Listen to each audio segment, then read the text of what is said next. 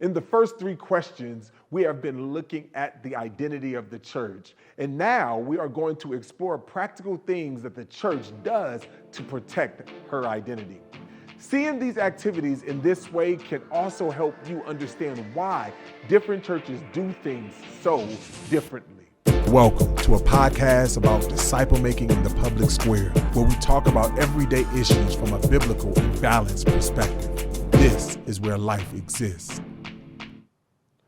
Welcome back to Where Life Exists, where we talk about everyday issues from a biblical and balanced perspective. My name is Dahadi Lewis, and I'm the lead pastor of Blueprint Church and the vice president of the Sin Network. And we are in a short series where we are exploring questions to help us build a functional ecclesiology. Today, we're going to look at question number 4. But before we do, make sure you've watched questions 1 through 3 because they are critical to answering this question today. You see, today, we're going to be talking about things we do as a church to protect her identity. But if you aren't solid on the identity of the church, then the activities get prioritized incorrectly. So make sure you watch the first 3 videos and then come back here as we look today at how to protect the identity of the church.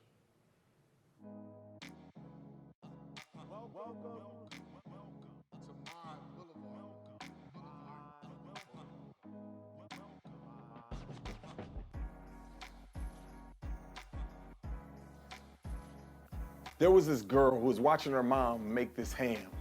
And before she put it in the oven to bake it, she saw her mom cut off both sides of the ham.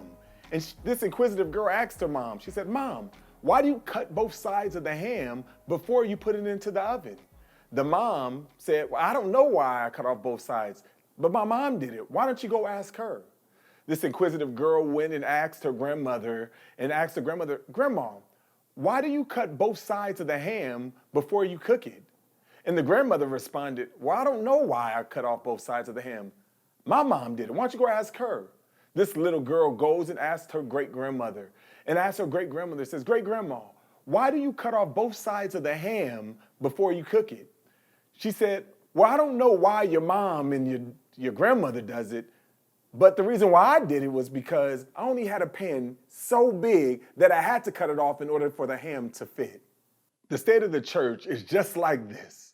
We look at those who went before us and do the things that they did without knowing why.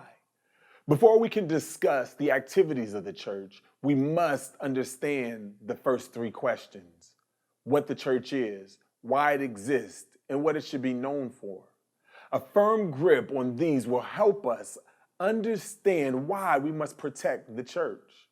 We often define the church by the right preaching of the word, the taking of sacraments, and all the other things we do. But why are we doing this? In all of these activities, we are protecting the identity of the church.